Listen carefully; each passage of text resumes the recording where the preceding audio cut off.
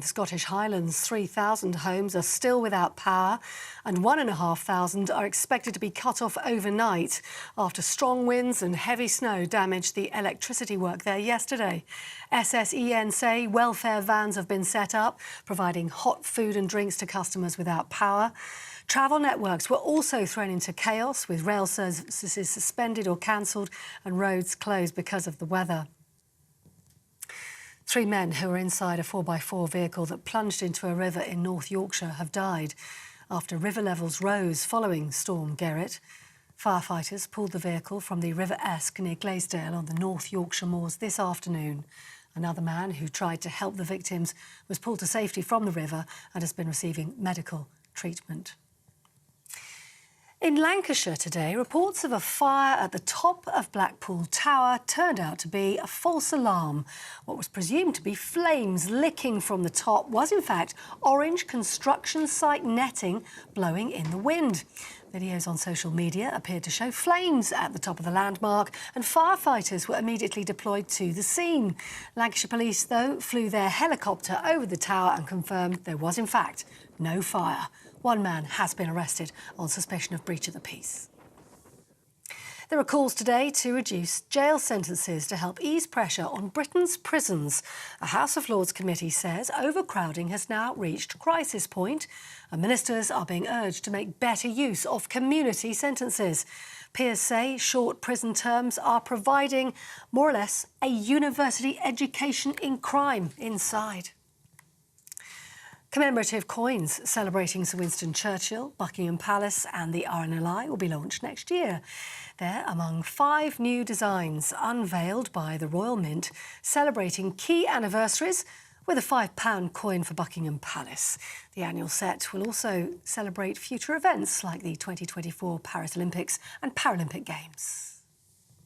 That's the news on GB News, across the UK on TV, in your car, on digital radio and on your smart speaker by saying play GB News. This is Britain's News Channel.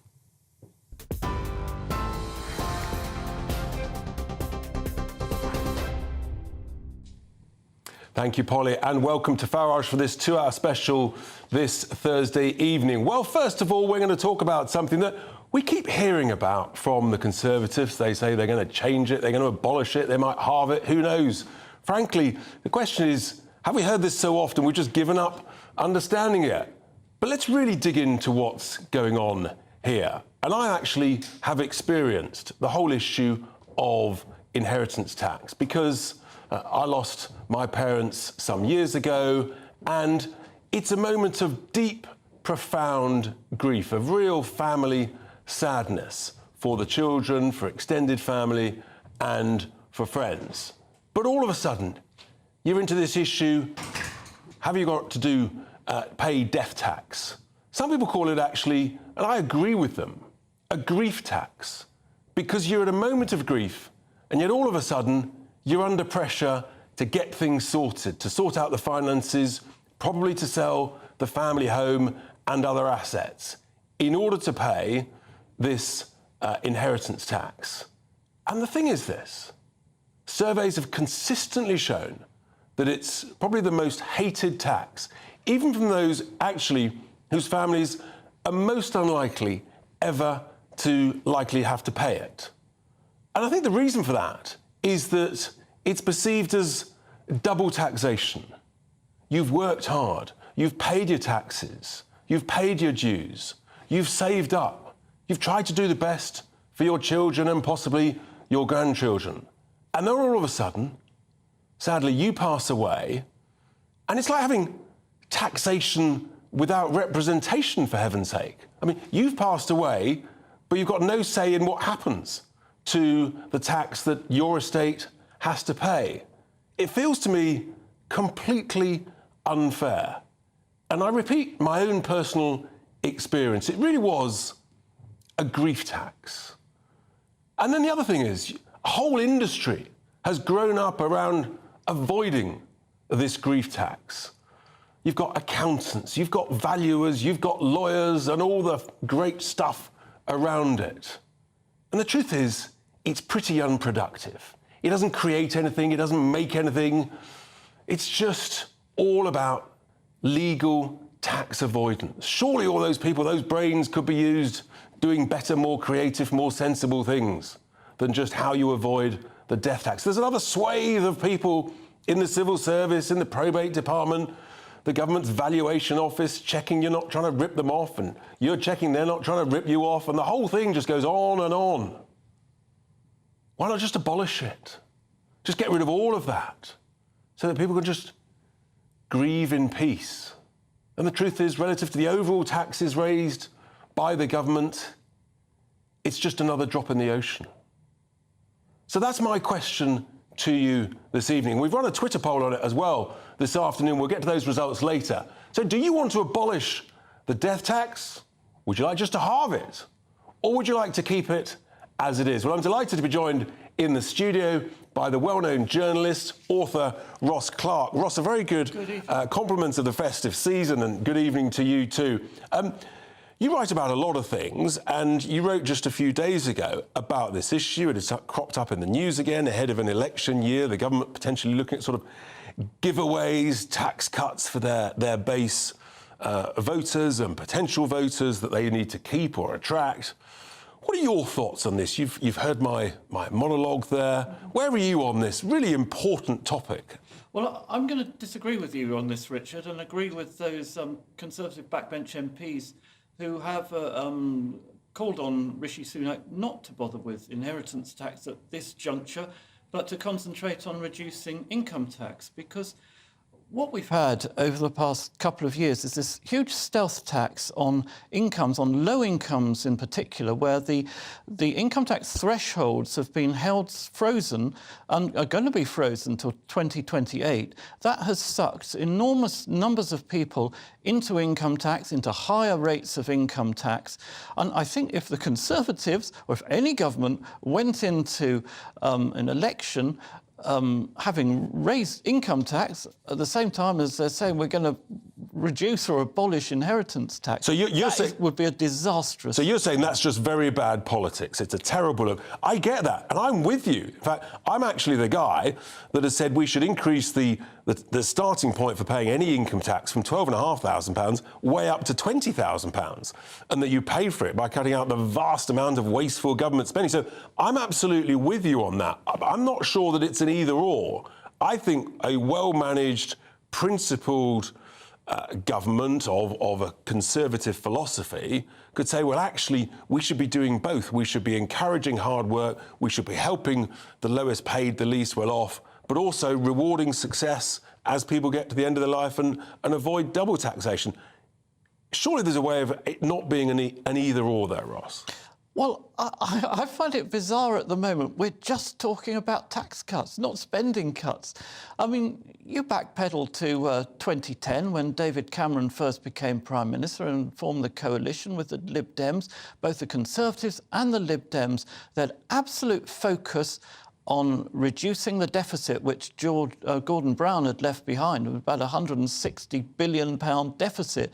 Now, we've got a deficit that's nearly that high. The Office of Budgetary Responsibility expected to be £124 It's unbelievable. That's right, you've got a huge deficit. So why are we just talking about tax cuts and not spending cuts? Because, well, I think you should be talking about both, actually, because both of them will help growth. And it's one of my big criticisms of both main parties is that actually there's no growth in the system. In fact, the latest ONS numbers show that growth actually in the last couple of quarters not only is flat, but actually in the second quarter of this year has been downgraded from up a little bit to being flat. So all of the growth numbers are dire.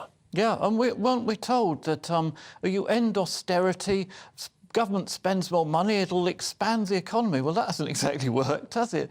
You know, as the state has expanded enormously over the last few years, government spending never been higher since the end of the war, and yet where is growth? It's right on the floor, which, I mean, just thinks... Well, generally businesses, the private sector is always going to be more productive and better at creating growth and activity and brilliant ideas and motivation and employing people than the rather sort of less creative, more lethargic state sector, the public sector, where productivity, frankly, in the last 20 years has has gone the square root of nowhere, as far as I can see. Well, I absolutely agree with that. The private sector is better at generating growth. You know, since the last 25 years, productivity in the private sector is up about 30%. In public services, it's absolute flat. We're just back where we were when Tony Blair became Prime Minister. That's how disastrous it has been, sort of expanding the state in terms of economic growth. So we're ending up sort of trying to say it's an either-or between getting rid of inheritance tax, that is the most hated tax. Do you agree with me that it's double taxation? You've paid tax through your life, and then when you pass away, you've got to pay again if you reach that certain threshold of... No, I think that's a fallacious point, because all money is taxed double, triple, quadruple as it passes through the economy. You know, you pay your plumber to do your kitchen, and the plumber has to pay tax, and whatever the plumber spends his money on, they have to pay tax. And so much of the money that's being inherited at the moment is in the form of capital gains on main homes, which are tax-free. So, you know, a lot of this money that's been inherited has not been taxed at all. It's been sort of spirited up in the air in the form of capital gains, which have never been taxed. Yeah, but almost most people have bought and paid for their homes and paid for their mortgages on their homes. Capital gain, though. No, but they've paid through it out of taxed income, so they've been taxed all the way through their working life, and then they're saving, they're making progress, whatever they invest in, whether it's a family home or whether it's stocks and shares or a business, whatever, then when they die, they've got to face, if they reach the threshold, another raft of taxation. And it's very upsetting for the family. I mean, I've been there. I just know it's a sort of... It's just a horrible process to go through. Well, you know, except you don't want to pay tax when you're grieving, but I don't think it's states are sort of sorted out before the funeral, are they, mostly? It's, you know, months later, can be years later. But that's exactly my point, that it goes on and on and on. You're still battling away with HMRC. If you abolished it, then you've got none of that ongoing sort of... It's just a constant reminder of your parents passing when you actually want to move on a bit. Yeah, well, if you're in business, you're battling with HMRC all the time. I know, I don't want to battle with them again and again, Ross. No, I'm absolutely in favour of low taxes, absolutely against punitive taxation. Don't want punitive taxation on inheritance or anything else. But personally, I think everything should be taxed the same. I think whether it's earned, whether it's coming in the form of investments, capital gains or inherited. So you want to simplify the whole tax structure, more of a sort of... Are you a sort of a flat taxer, almost... I hesitate to use the word flat earther, but a flat taxer. I'm a flat taxer. Personally, I think there should be a two-rate flat tax, you know, 20%, 40% on everything over, you know... Keep it 67. simple. Keep it really simple. But the trouble is, I mean, it's an obvious thing to do, but the reason it never happens is because, well, you know, all this accountancy profession, of course, they've got a vested interest in the system being as complex as it was. And wasn't it a joke? You know, do you remember the Office of Tax Simplification that was created in the early years of It should be renamed the Office of Tax Complication, as far as I'm concerned. It's been abolished now, but in the time it existed, the tax code went up like that. It's completely ridiculous. Unbelievable. The tax code, ladies and gents, it's over 20,000 pages long. I think Hong Kong is less than 500 pages. Maybe we've got a lesson to learn from someone like that overseas. Ross, thank you so much. We're going to be seeing you later in the hour. We're going to be talking about solar farms and also wood burners, another interesting topic where we might agree or disagree again. Don't go anywhere. That's Ross Clark. Now, coming up after the break, well, we've just had a committee report from the House of Lords on community sentencing. I'll be digging into that. Are we being too lenient? Are we being too strong on sentencing? And where are we going to put people in prisons when we've run out of prison spaces? Dear, oh dear, it's not easy for the new year. Don't go anywhere. It's Farage on GB News.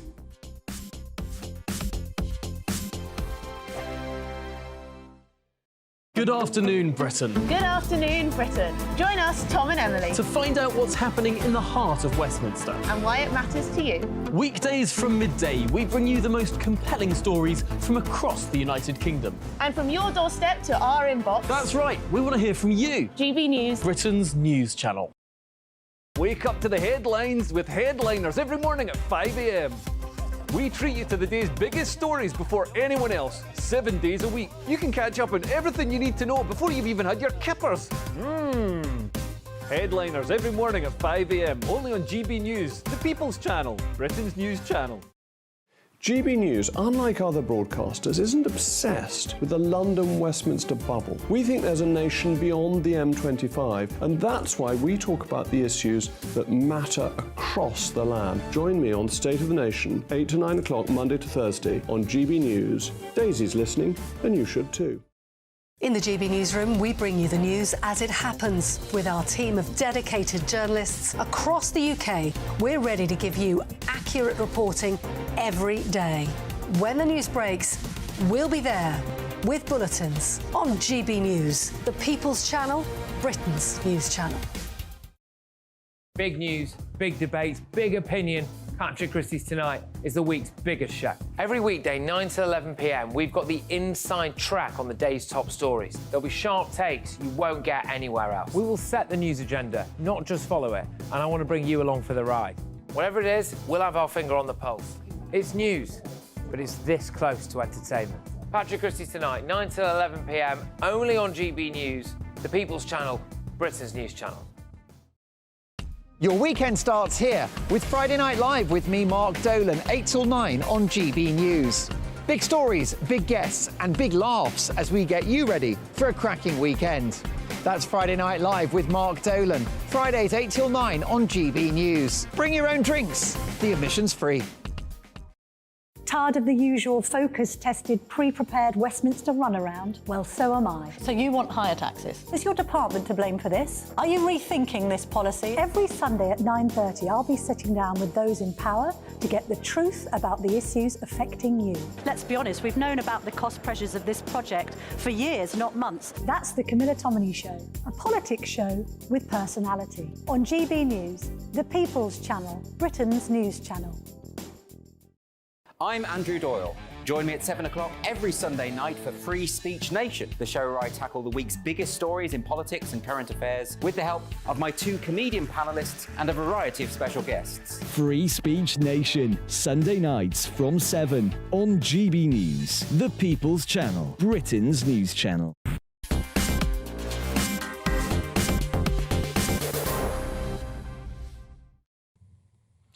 Welcome back to Farage on GB News. Well, the results of the Twitter poll are in. I have to say, it's pretty convincing. Abolish the grief tax, the inheritance tax. Get this, 77%. Wow. Halve it, says 8%. Keep it as it is, says 15%. I have to say, that is a pretty convincing poll, albeit obviously it's slightly selective on Twitter. But nevertheless, that I think actually backs up surveys I've read that it is amongst the most hated of all taxes. Yes, all taxes are not exactly enjoyed. Let's get the audience reaction to the question, of course, is do you want to abolish it, halve it or keep it? Paul, he says, I don't believe any politician who claims that inheritance tax affects a tiny minority of wealthy people. My working class mum, if she passed away today, would incur a £40,000 inheritance tax bill. Not if I have anything to do with it, says Paul. That sounds like he's got an army of advisors lined up. Lindsay says, hi, Richard, so many taxes are unfair. I think there are higher priorities than cutting inheritance tax. Raising the tax thresholds should be a priority. I agree with you, Lindsay, but I think that actually a well-run government with a well-run, efficient civil service could actually do both. I don't think they have to be either or. Maureen says, totally agree. It's an abuse to the dead and to the remaining living. I also object to VAT, but that's for another day, says Maureen. Well, there we are, lots of views there. Incredible result. 77% of people in that poll say they want to abolish it completely. Do you remember the Conservatives talking about this back in 2008, 15 years ago? Let's wait and see in the new year. So much to discuss. Now, a new Lords report is out today, and that's calling for the Prime Minister to fix community sentencing. We know now that basically the prisons across the UK are full. They're building a couple more prisons, but that is going to take some time. And so there's pressure to increase community sentencing for anybody who otherwise might have been sentenced to prison for under 12 months. But the report says that community sentencing currently falls significantly short of their potential. But, that's the crucial word, with the right investment, intensive community sentences can succeed where short prison sentences fail? Well, I'm delighted now to be joined down the line by a former prison governor of one of the toughest prisons, Vanessa Frake, who is with me this evening. Vanessa, thank you so much for being with us to share these thoughts. I'm sure that you have read this report with great interest. Indeed, you may well have contributed to it. What are your thoughts? I mean, we know that prisons essentially, give or take, are full, but equally, we know that shoplifting offences are at record highs. I think some 200,000 shoplifting offences last year have basically gone not covered, not detected. We know that knife crime's going through the roof. It feels to me that we've got to find a deterrent, but maybe this isn't it. Something's not working, is it, Vanessa? Good evening, Richard. Well, this goes back to sort of 2010 when Cameron and George Osborne started draining money out of the justice system in this country, and we are where we are today because of that. A lot of what happens with prisons is based on politics, because every single party, Labour, Conservative, Liberal, Democrat, they've all wanted to be the party of law and order and lock prisoners up and, you know, strong sentences for any crime committed. And because of that, we are where we are, where we're 90-odd thousand prisoners locking up. Probably it's likely that in 2027 we'll reach 106,000 prisoners. You know, we lock up more prisoners in this country than any other country in Western Europe. Our rates of reoffending in this country are worse than any country in Western Europe. So clearly something isn't working. But that's the point. Surely, Vanessa, the definition of madness is to keep on doing the same thing and to expect a different result. And I think the data from the report shows that community sentences in 2022 were about 70,000, less than half the 159,000 back in 2012. So we've got many less community sentences, we've got more people in prisons, and yet actually this report admits that community sentencing isn't doing the job. It's not a deterrent. No, it's not a deterrent, but also the use of the community services isn't being used. You just said 70,000 less. So we're locking up prisoners for petty crimes, first-time offences, nicking a bottle of wine from Tesco's, giving them 3 months. Out of that 3 months, they'll do 6 weeks. When we release them back into society, they've probably lost their job. They may have lost their home. They may have lost their relationship. But they've spent 6 weeks in a jail with hardened criminals learning how to do it properly. So that is the issue in this country. You know, 50 grand per prisoner place, locking them up is not the answer. But investing in why prisoners are committing crime, education, looking at addictions to drugs, to alcohol, things like that, and addressing those issues are what is going to help reduce the reoffending. And we all want a crimeless society, surely, because for sure. But Vanessa, you use that example of sort of going to prison for 3 months for stealing a bottle of wine from Tesco's. But as we understand, actually, you can get away with multiple shoplifting offences without any real deterrent, any real threat of being sent to prison. And therefore, that's actually arguably one of the reasons why shoplifting offences has increased so much, because there's that lack of deterrent. But it depends what you want of a deterrent. You know, what do you want to do? Sort of flog them in the market square?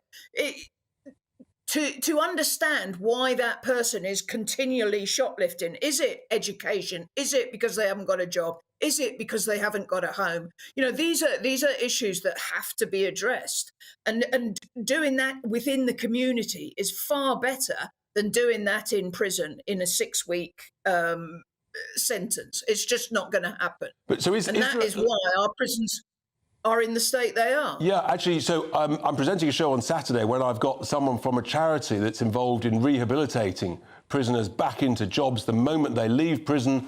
so that they can hopefully not reoffend. But is there almost like a midway solution where actually you do take regular offenders straight off the streets, but picking up your point, Vanessa, you immediately educate them, you get them fit and healthy, and you start to rehabilitate them and hopefully encourage them then not to reoffend. It feels to me we've got the worst of all options at the moment. Nothing's working.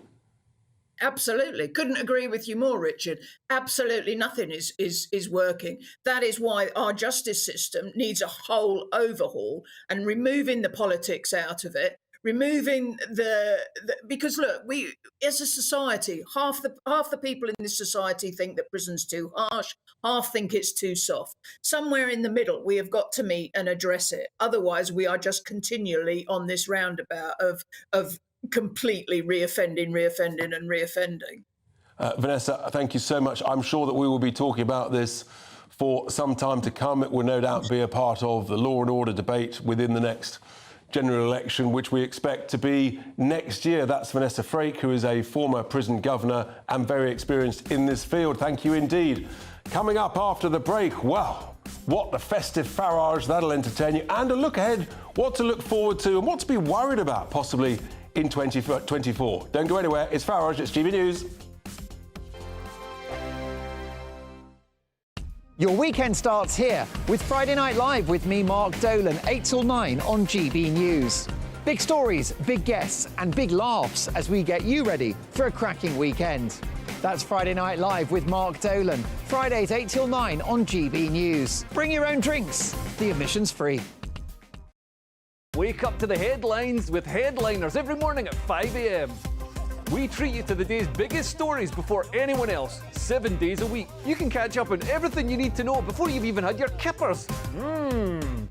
Headliners every morning at 5 a.m, only on GB News, the People's Channel, Britain's news channel.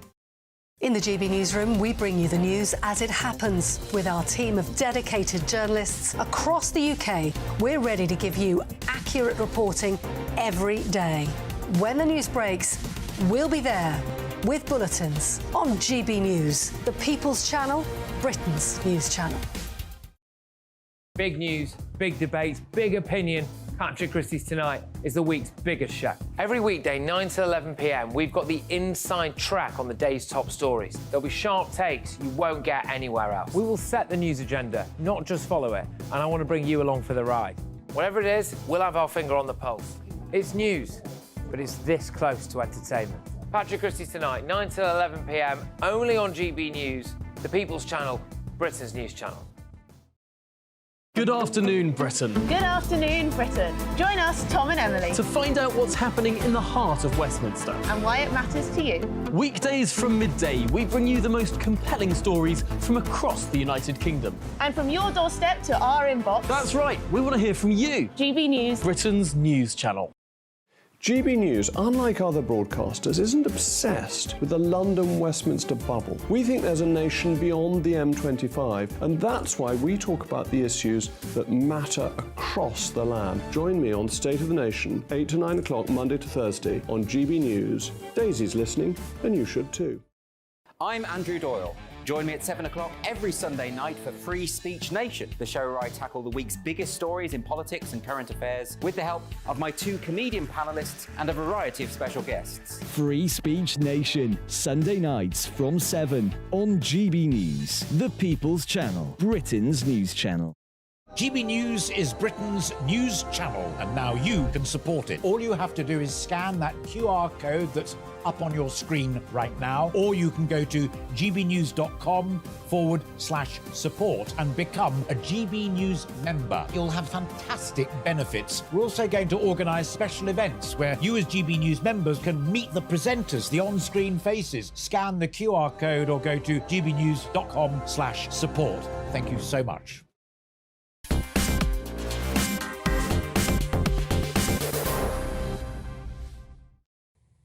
Welcome back to Farage. Now, this is a 2-hour festive special. In the second hour, we've got to talk about, I'm afraid, politicians' safety, particularly going into an election year, which could be fairly divisive.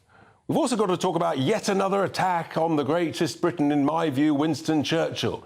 And also, we need to look at Some extraordinary things are going on in Ukraine, USA elections next year. That all in the second hour. But I promised you a What the Festive Farage. This is, I tell you what, this next thing, frankly, would be one of the best Christmas cracker jokes. Because according to the Transport Secretary, Mr. Mark Harper, no less, driverless cars could be rolled out in the United Kingdom by 2026. Here he goes. They're actually passing some legislation in order to enable this to happen. Hey, folks, don't you think we've got some more important things to talk about? Like my previous segment about actually how we deter people from committing crimes, how we make community sentencing work, how we build prison sentences. All of this stuff is surely what you should be focusing on. I mean, we can't even get smart motorways to work. How on earth are we going to get driverless cars to work? We can't build a train track. I mean, it's hard enough building it to Birmingham. As for Manchester, well, that got scrapped. The likelihood of us doing driverless cars is the square root of zero, and if it does happen, you can bet your bottom dollar it'll be a catastrophe. That is a Christmas joke. Now, second up, though, talking of transport, yes, train delays. I suspect many of you watching and listening have been travelling this Christmas either by road that are very crowded, or you might have trusted the trains. Well, how did that go, folks? Because we've had train cancellations, delays. It's a complete lottery whether the train turns up, the driver turns up, the guard turns up. We've got more storms than you can name a stick at.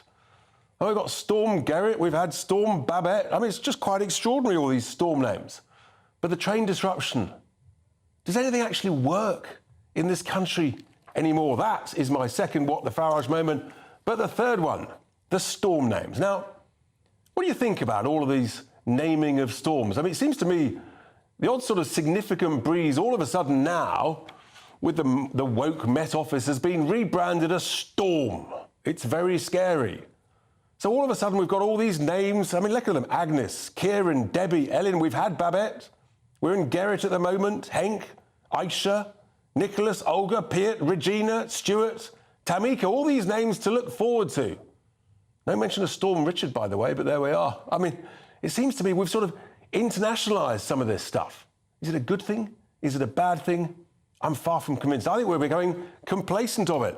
One thing we're not, though, is complacent about what is coming up next year in 2024. It is going to be a huge, huge year in so many respects. So I'm delighted now to be joined to look at the whole year with political predictions, the good, the bad, and probably the ugly, by Henry Hill, who is the Deputy Editor of Conservative Home. Henry, very good evening at this festive time. Thanks for joining me. So this is an extraordinary year ahead. I think it's a record year for elections around the world. Over 2 billion people, that's like 25% of the world's population, are going to the polls. I mean, this is extraordinary. The US, the UK, India, the EU, bless their cotton socks, and 64 other countries or so. Yeah. Pretty significant year, isn't it? Yeah, absolutely. It's sort of the democratic Super Bowl. And some of those countries obviously are going to be more significant than others on the global stage, but the American election, absolutely fundamental. And in terms of the shape of things in Asia, the Indian election as well. Will Modi get re-elected, or will there be an alternative government there? So absolutely a huge, huge year. An election Super Bowl, and then you look at the elections here in the UK. Obviously, we've got rid of the Fixed-Term Parliament Act, so the gift of when to have an election, which could be as late as January 2025, but I think the Prime Minister has ruled that out. No one wants an election over Christmas. It's enduring enough as it is. But so we'll have a general election next year. We've also got London mayoral elections, which is really significant, on May the 2nd. So what's your prediction, first of all, Henry? When do you think is most likely that we'll have a general election? October, November. October, November. For sure, you say? Well, no, almost. Almost certainly. I'll worry that back a little bit. It would make a lot of sense for the Conservatives to have it in May, to coincide with the local elections, right? It would save a lot of seats for them. Otherwise, they'll get an absolute kicking at the local elections in May. And it will mean that more of the party is out campaigning. And also, May is generally a better time. There's less pressure on energy bills, less pressure on the NHS. But realistically, the Prime Minister is not going to go to the polls when he's 15 points behind.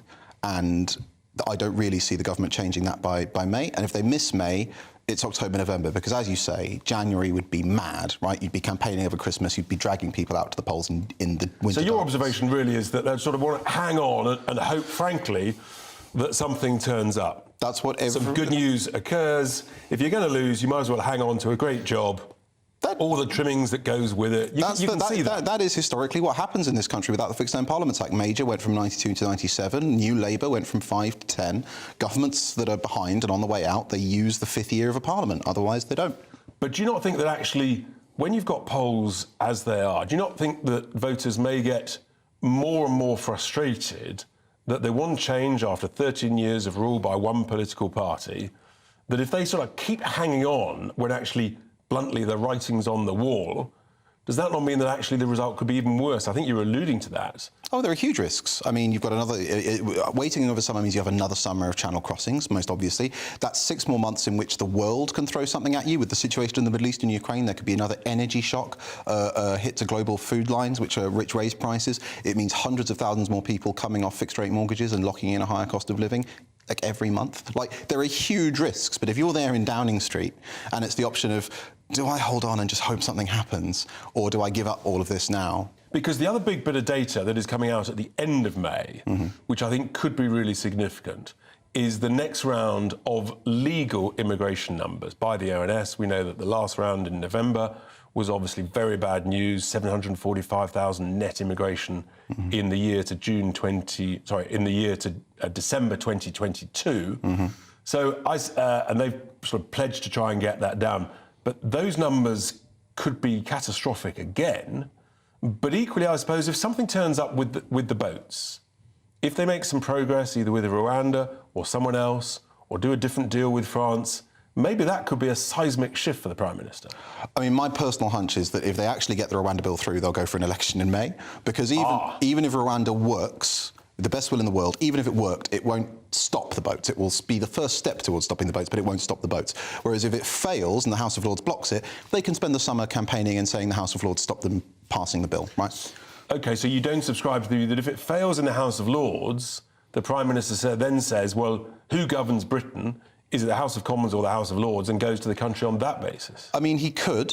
I don't think he will, because he'll still be far behind. I don't think Rwanda is the kind of election the kind of issue, unlike Brexit, it's not the kind of issue that will win an election. And if he does fight and lose an election on that basis, he's done the cause of controlling immigration enormous harm, because the left will be able to say it was rejected at the ballot box. And so the other issues, we've got the Prime Minister's 5 pledges from the beginning of 2023. By my calculation, I think he's passed one of them. He has halved, inflation has been halved. Whether that's thanks to him or others is a debating point. But he's got 4 where basically so far, being generous, it's serious work in progress. He's going to hope he can get the economy growing, but all the signs are at the moment that it's going the other way. Debt is going up. Hospital waiting lists are flatlining at record highs. I mean, he's got to really go some to make some progress on those remaining 4 pledges. Oh, absolutely. And again, I think that realistically, if you're a Conservative strategist, you're almost certainly going to lose the next election, barring some absolutely unforeseen event. And so the question is, how do you prepare the ground best for that election? How do you set traps for Labour? How do you come up with a package of measures in the budget, which is going to be in early March, to try and shore up your core vote as much as possible, woo those waverers, people who don't want to vote Labour but are so disenchanted with the Tories? And so that early March date for the budget is quite significant, because that's earlier than normal. People are saying that that's given him additional room to manoeuvre for a May election, so you could expect a tax-cutting March budget. We've talked earlier in the show about possibility on inheritance tax, possibility lifting thresholds on income tax, or reducing the rate of income tax from 20% down 1 or 2 pence. So I guess he's got all of those things to play with that is within his control. And maybe you have a tax-cutting budget and then you go for it. Well, you have I think what you have is you have a tax-cutting budget and then you see how it lands. And if it does lift your poll rating substantially, maybe then you go for it. But if it doesn't, well, you never said you were going to have an election in May. You just said 2024 and you just wait till October. OK. So looking overseas, because there are obviously massive issues overseas that are affecting us all. We've got 2 regional conflicts. Ukraine is relentlessly, sadly, grinding on and on. I'm going to be talking about it later in the show, but no sign that that's coming to an end anytime soon. We've then obviously got the conflict in the Middle East with Gaza. Again, no real optimism that that could end anytime soon. I mean, and lots of people are seeing huge sums going from the UK and other Western nations to both of those conflicts on humanitarian aid, on weapons. None of that is good news. And then I guess there's the other risk, which is another regional conflict blows up. For example, China-Taiwan, who might use the global destabilisation to their advantage. I think China-Taiwan is maybe a few years away. Like the sheer amount of military build-up in China would be very noticeable before they invaded Taiwan. But the other obvious one is Venezuela or Guyana. Now, that would be very difficult for the government because, of course, Guyana is a former British colony and is a member of the Commonwealth. And for America, it's in America's backyard. Now, if Nicolas Maduro's regime invades Guyana, are we going to get sucked into another conflict? But I think this comes down to the most important election is the American election, because an awful lot of this depends on the vast expense of American money. And Donald Trump is much more sceptical about that than Joe Biden is. That's right, and that's really significant. We'll be touching on that because, Donald Trump, he's basically said that he can solve the Ukraine conflict in a matter of days, not years. He won't say how, but I think most people assume that that doesn't involve significant extra funding. In fact, exactly the opposite. Essentially, he's going to force them to the negotiating table in some way or other. And do you see Trump as the most likely winner now of the US election? Yeah, I'm really hesitant because America is a crazy place. But yeah, based on the polls that we have at the moment, I would say that Donald Trump would beat Joe Biden if he became the Republican candidate based on the current polling. And how would he force Ukraine to the table? Actually, it's by threatening to pull the funding, right? Like the Ukrainian war effort is absolutely dependent on Western support. Biden's been failing to get a package through. If Trump says, get to the table and negotiate a ceasefire, or I'm pulling American support, I don't really know what option Kyiv would have. And actually, politically, that leaves the UK and indeed the EU very exposed, because if America, which is obviously providing the vast bulk of all the funding and the weapons to Ukraine, if they say, we're done with this funding, there's got to be a settlement, the best terms you can get, then, that leaves us sort of, frankly, floundering in the wind, doesn't it? Well, it's exactly what happened in Afghanistan. America decided it was going to pull out of Afghanistan. We said it was a bad idea, but it didn't matter. America was leaving, and so we left. And I think the problem that European countries have had for decades is we free ride on American money. None of us invest enough money in defence to back up our talk. So we expect the Americans to do most of the heavy lifting while we sort of strike these bold poses. Now, I'm in favour of the United Kingdom helping Ukraine, but the fact is that if we wanted to keep doing it, we'd need a much larger defence industry than now. And we couldn't do it if the US pulled out. Precisely. So we've got two primaries starting, Republican primaries, in mid to late January. So within a month of now, Henry, we're going to know the winners of those first two primaries, which will set the tone, in a sense, for the US political year, won't it, in terms of who's making progress aside from Donald Trump? Yeah, precisely. And none of his contenders currently seem to be breaking through. I think the most credible, in terms of the American right, was Ron DeSantis. He has actually governed a state, and he's turned Florida from a swing state into a deeply conservative state. Lots of actual policy solutions, which Donald Trump's not very good at. But he hasn't cut through. None of the others have yet cut through. So I think that unless something remarkable happens, and of course Trump has all of those outstanding prosecutions, unless something remarkable happens, I think Trump looks set to sweep the primaries. So let's try and finish on an optimistic note, Henry. In the UK, what's going to be some good news next year? Are we going to win the World Cup or some other economic good news? I suppose the good news for the country as a whole, although maybe not for some of the people in it, is that Labour, the one thing Labour have said that I believe is that they're going to start building an awful lot of houses. And the housing crisis is the single biggest thing making this country poor. And if Labour actually followed through and built lots of houses, it would make an awful lot of people better off. Watch this space. I have to say, I'm not an optimist knowing the planning regime and the difficulties of building, but let's watch the space. Henry Hill, thank you so much for that fascinating look at 2024. What to be excited about, what to be worried about. Not much good news out there, but anyway, there we go. Now, coming up after the break, we're going to be talking about another interesting issue. Wood-burning stoves. Are they helpful for the environment? Are they good? Are they bad? What do you think? Are they environmentally sustainable or completely the opposite? And also, solar farms is a big one coming near you. Don't go anywhere. It's Farage on GB News.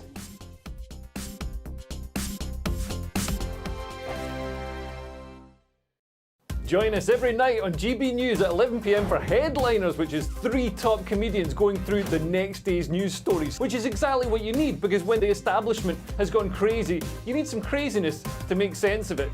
Headliners. You don't have to bother reading the newspaper. We've got it covered for you. every night at 11 p.m. and repeated every morning at 5 a.m. We won't send you to sleep like some of the other pay-per-review shows out there. So join us 11 p.m. every night on GB News. The People's Channel, Britain's news channel. Tired of the usual focus-tested, pre-prepared Westminster runaround? Well, so am I. So you want higher taxes? Is your department to blame for this? Are you rethinking this policy? Every Sunday at 9:30, I'll be sitting down with those in power to get the truth about the issues affecting you. Let's be honest, we've known about the cost pressures of this project for years, not months. That's the Camilla Tominey Show, a politics show with personality. On GB News, the People's Channel, Britain's news channel. I think the most exciting bit for me is talking to people. People who I think are ignored often by the major news channels. We're going to give news they want to hear. There's a voice there that needs to be heard. I think there's a chance here for a diversity of opinion to be expressed, which you don't find elsewhere. It's really exciting. We don't hold back. We're free to say how decisions that are taken here affect us all around the country. Only on GB News, the People's Channel, Britain's news channel. Good afternoon, Britain. Good afternoon, Britain. Join us, Tom and Emily, To find out what's happening in the heart of Westminster. and why it matters to you. Weekdays from midday, we bring you the most compelling stories from across the United Kingdom. And from your doorstep to our inbox. That's right, we want to hear from you. GB News, Britain's news channel. Every Sunday from 11, join Michael Portillo. There will be topical discussion, looking at the week before and the week to come. So kick back and relax at 11 a.m. on Sundays on GB News with me, Michael Portillo. GB News, the People's Channel, Britain's news channel. Your weekend starts here with Friday Night Live with me, Mark Dolan, 8 till 9 on GB News. Big stories, big guests, and big laughs as we get you ready for a cracking weekend. That's Friday Night Live with Mark Dolan, Fridays 8 till 9 on GB News. Bring your own drinks. The admission's free. Big news, big debates, big opinion. Patrick Christie's Tonight is the week's biggest show. Every weekday, 9 to 11 p.m, we've got the inside track on the day's top stories. There'll be sharp takes you won't get anywhere else. We will set the news agenda, not just follow it, and I want to bring you along for the ride. Whatever it is, we'll have our finger on the pulse. It's news, but it's this close to entertainment. Patrick Christie's Tonight, 9 to 11 p.m, only on GB News, the People's Channel, Britain's news channel.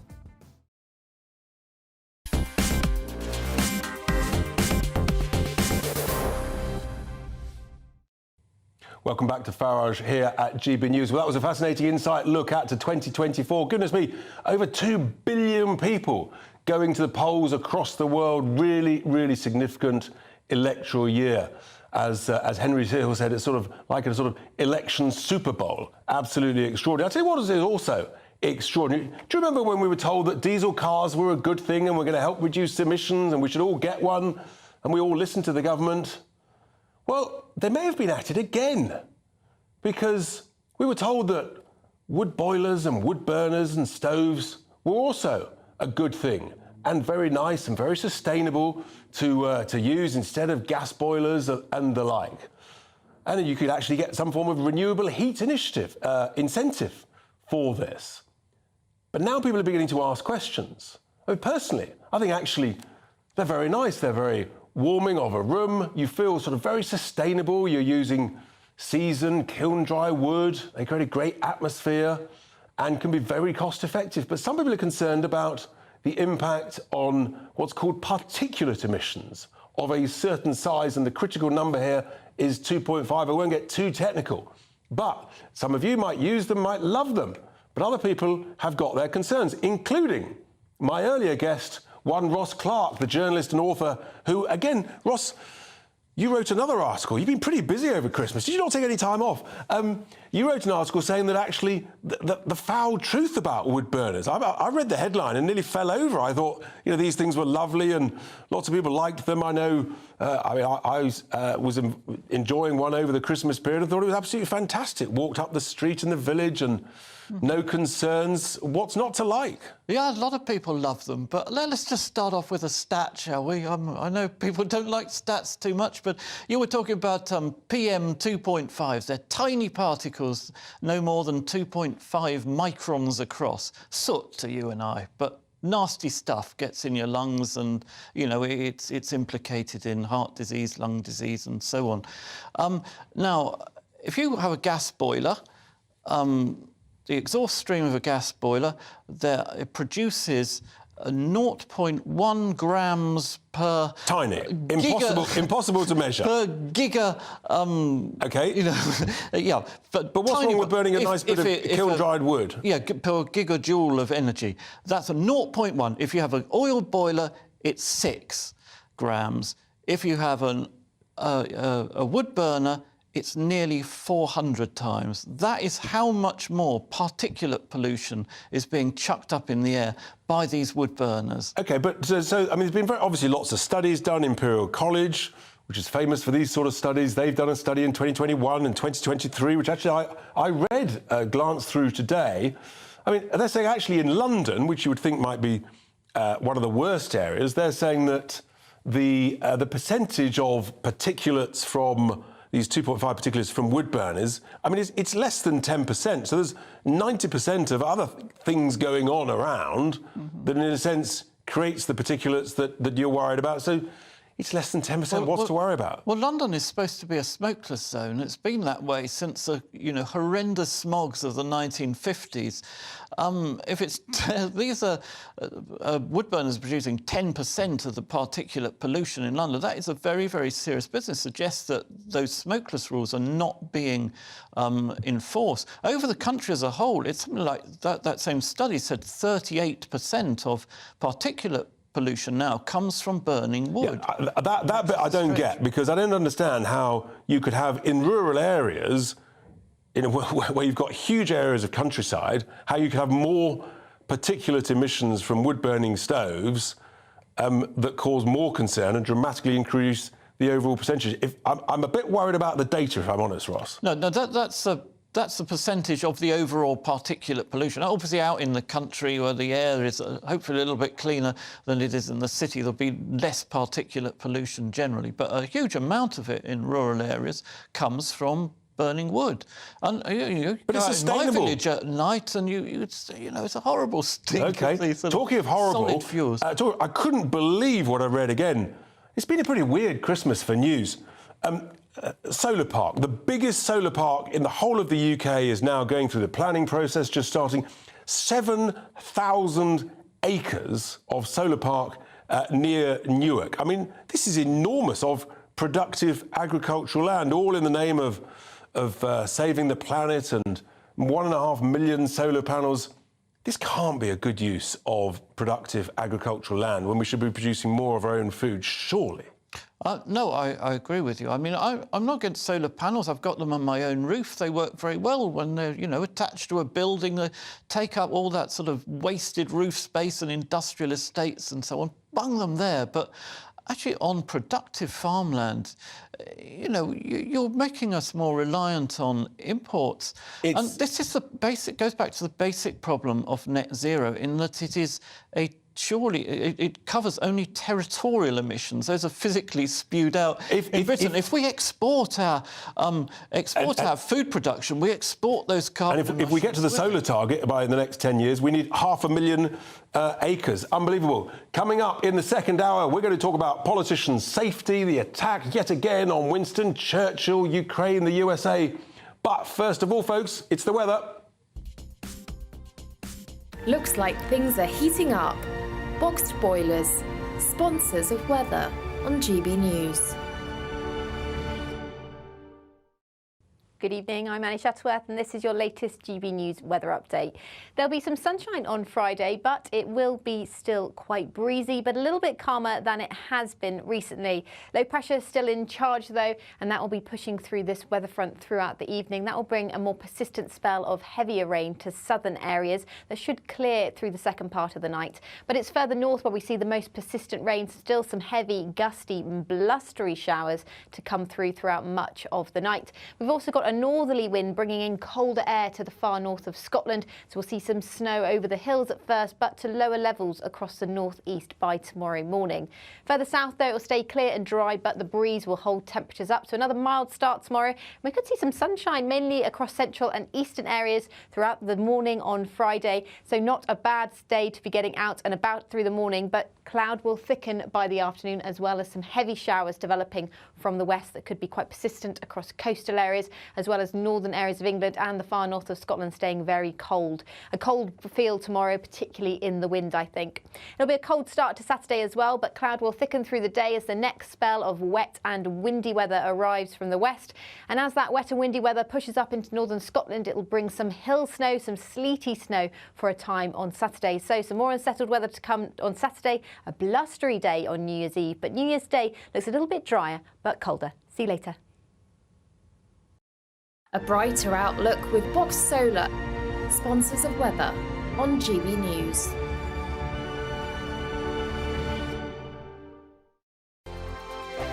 What you get for breakfast is something that, if we do our jobs right, you will wake up to news that you didn't know the night before. It's a conversation. It's not just me and Eamon. We want to get to know you, and we want you to get to know us.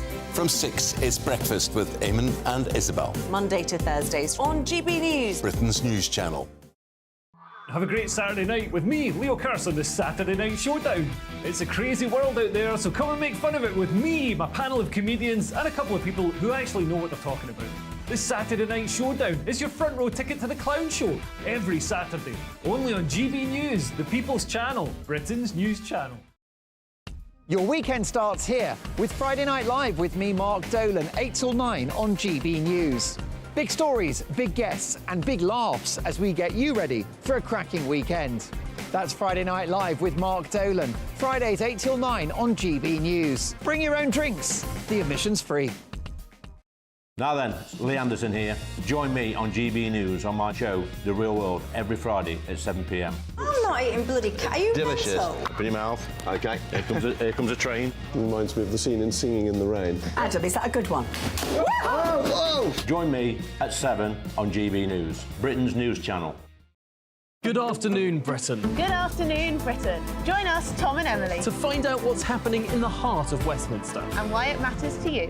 Weekdays from midday, we bring you the most compelling stories from across the United Kingdom. And from your doorstep to our inbox. That's right, we want to hear from you. GB News, Britain's news channel. I'm Andrew Doyle. Join me at 7 o'clock every Sunday night for Free Speech Nation, the show where I tackle the week's biggest stories in politics and current affairs with the help of my 2 comedian panellists and a variety of special guests. Free Speech Nation, Sunday nights from 7 on GB News, the People's Channel, Britain's news channel. In the GB Newsroom, we bring you the news as it happens. With our team of dedicated journalists across the UK, we're ready to give you accurate reporting every day. When the news breaks, we'll be there with bulletins on GB News, the People's Channel, Britain's news channel.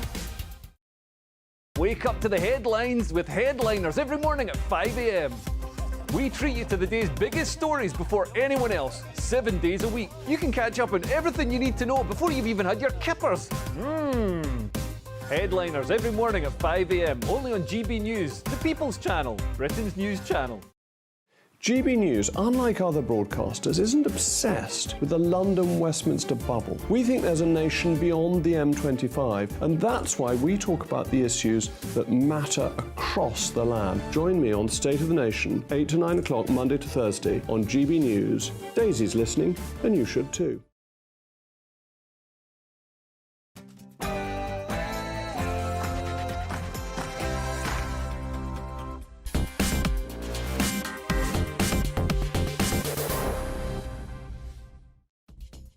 Welcome back to Farage. Yes, we are just coming into the second hour of this 2-hour special. And in this second hour, we've got to look at some other really important points as we face an election year in 2024. The very safety, the physical safety of our politicians and candidates is a serious issue. We're also going to be talking about Winston Churchill under attack again. We're going to talk about Ukraine and the USA, and also does the right to protest include the right to bully and to intimidate and to close shops. Lots to talk about in the second hour, but first of all, it's the news with Polly Middlehurst.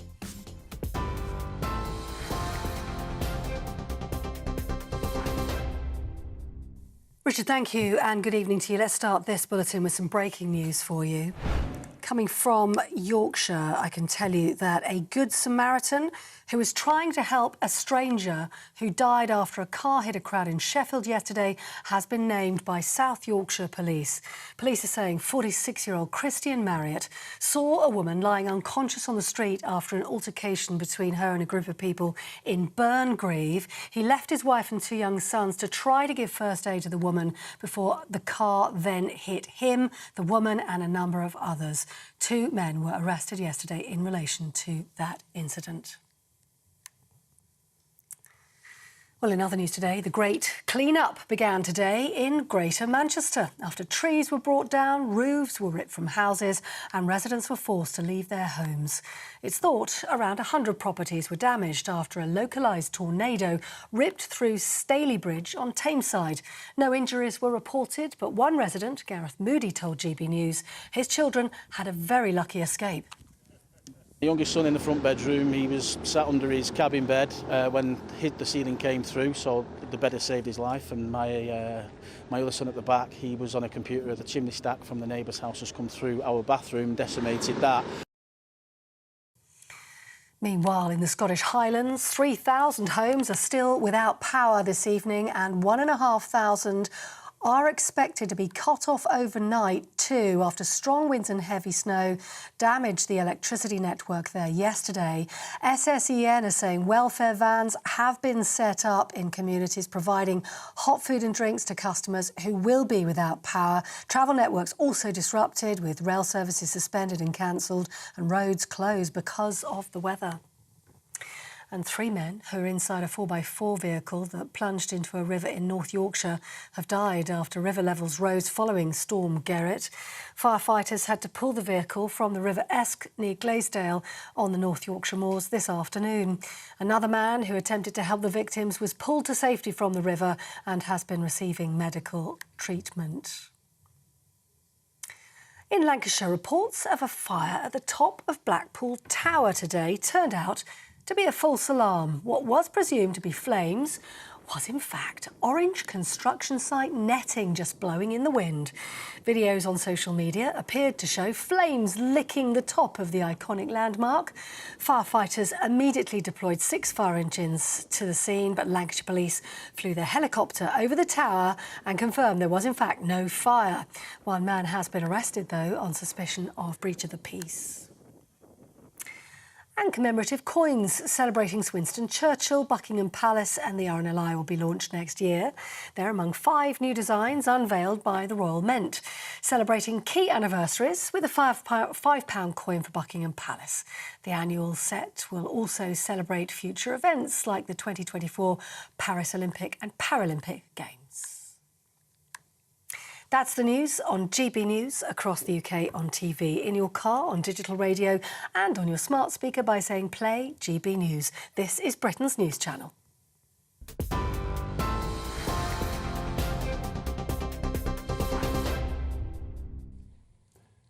Welcome back, my friends. Well, here we are in the second hour of this show, and the first segment, we've got to talk about something that, frankly, I'd rather not talk about. It's the safety of politicians. And I'm going to take you back to 2019, just about the start of the general election campaign in the autumn. And I wrote to the Secretary of State for the Home Office asking for protection for the leader of the Brexit Party. I was the chairman, and I felt that we were under threat and our safety and security was at risk. Well, it was deferred to a minister who wrote and says thanks, but no thanks. Within a matter of days, we had anti-terrorist personnel in full hazmat suits in our offices testing a dodgy-looking envelope that had come from Northern Ireland. So we were pretty concerned, that's for sure. Since then, tragically, we've lost Sir David Amess, who was murdered in his constituency in 2021. by an individual who was also seen around the constituency office of Mike Freer, who's the MP for Finchley and Golders Green. And let's just take a look at what happened to Mr. Freer's constituency office on Christmas Eve. Home at night, am I going to be, survive the day? You do get stressed by, having to keep, if you like, looking over your shoulder. Is it worth the risk, not just to yourself, but also to your family? And importantly, my staff. Now, if I am on the pavement, then I'll wear a stab vest.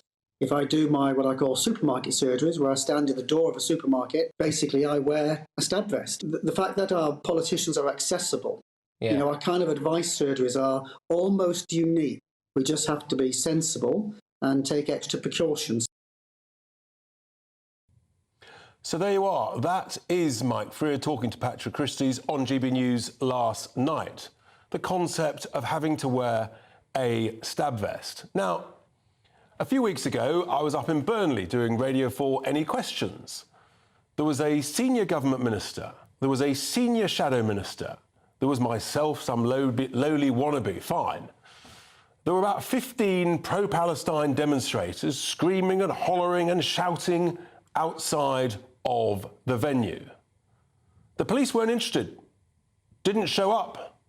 Luckily, thankfully, the BBC always have their own security team who did a brilliant job.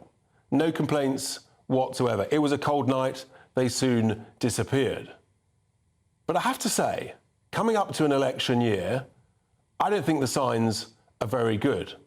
So some of you might have been doing some online shopping on Boxing Day or whatever, looking for things that you didn't get for Christmas. I found myself doing some online shopping for a stab vest. Interesting research it was too. If you want the budget option, it's about 70 quid. If you want the expensive option, maybe a bit more lightweight, you could spend up to 400 quid and a range in between. I have to say, the first time I've ever done that. It's like buying a fire extinguisher. You hope you'll never have to use it.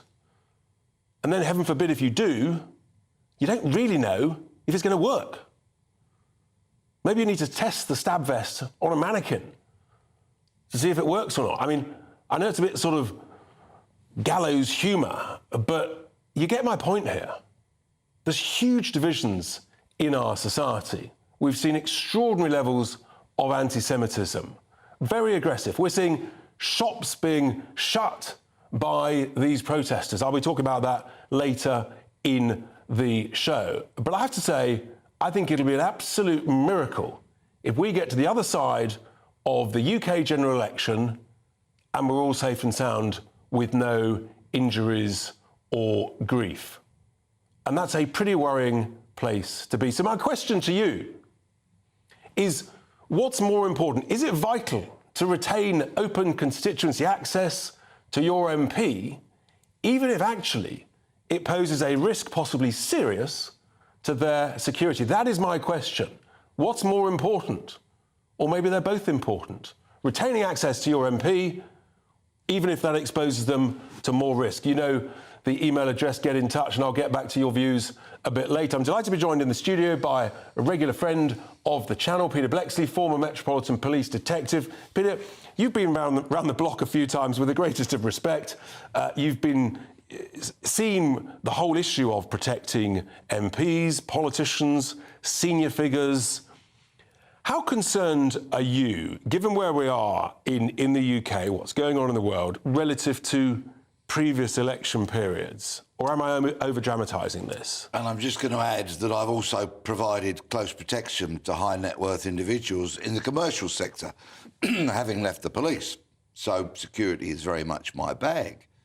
I think essentially this is going to have to come down to the decision of the individual MP. Of course, so many of them pride themselves on their accessibility, and I'm sure that many would not want to surrender that in any way, shape or form. After all, if they're not accessible and they're not engaging with the public, how are they going to hear about the issues that affect us all? That said, let's not forget Jo Cox in 2016. When, of course, she was murdered by a white supremacist. Now, prior to Jo's murder, There hadn't been an MP killed for 26 years, and those previous murders of MPs were by Irish Republican terrorists. So a 26-year gap, then Jo Cox tragically loses her life, and 5 years later, Sir David Amess. So 2 MPs murdered within a 5-year period indicates that actually things are getting more divided, there's more anger, and the situation is getting worse. And then we've had a regional conflict, Gaza, the whole Palestine issue, and we're already seeing something. So open access is important. It'd be interesting to hear what the audience think about this. So how do we get the best of both worlds? How do we protect those politicians, the MPs, whilst retaining that access? Quite simply, you can't. And I know that sounds like an unpalatable answer, but whilst there is no such thing as absolute security, proper security creates a distance between the principal and anybody who may cause a threat. And to do that properly, to provide real close protection, to guarantee as much as you can somebody's safety, you need a considerable number of close protection operatives. And so would that, so if you, let's say you said, well, we need some protection. You can't provide absolute protection. I suspect we all get that. So do you think that realistically would come from the police? They're obviously under massive pressure in terms of resources.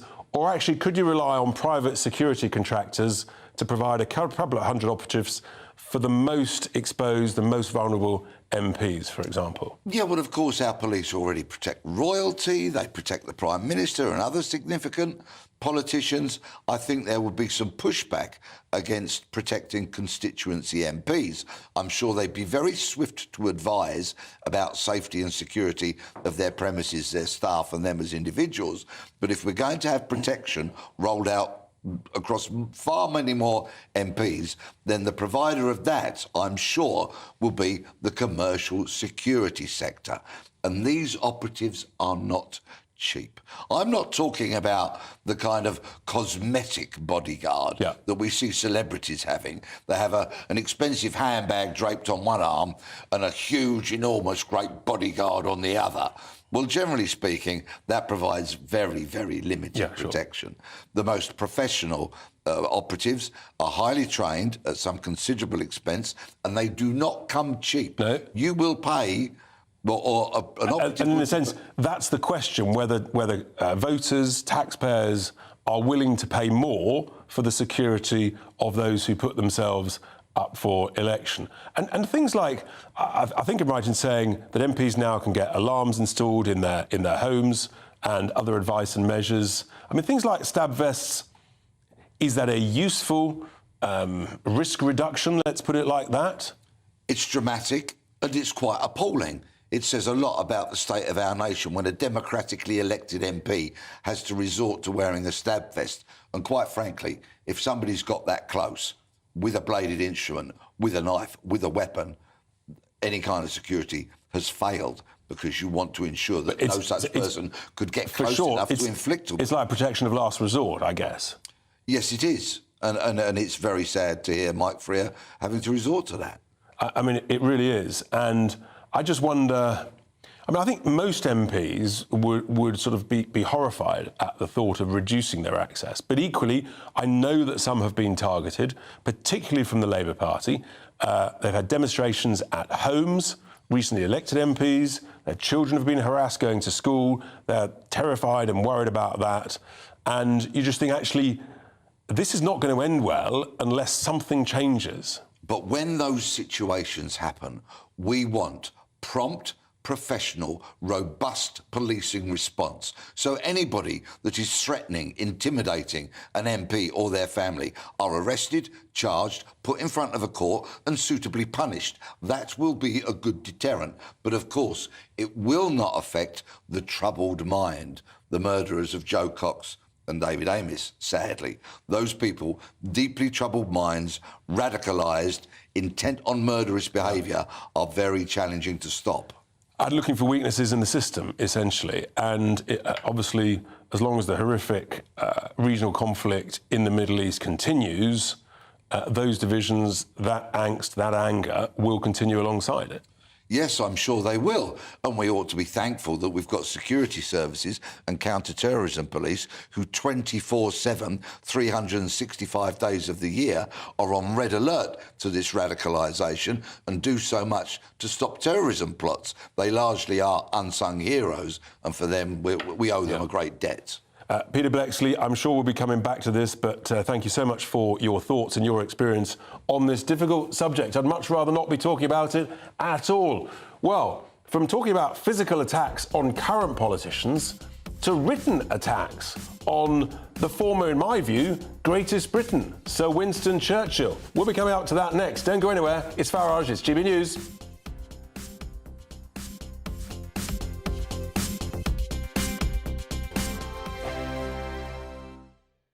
Good afternoon, Britain. Good afternoon, Britain. Join us, Tom and Emily, To find out what's happening in the heart of Westminster. and why it matters to you.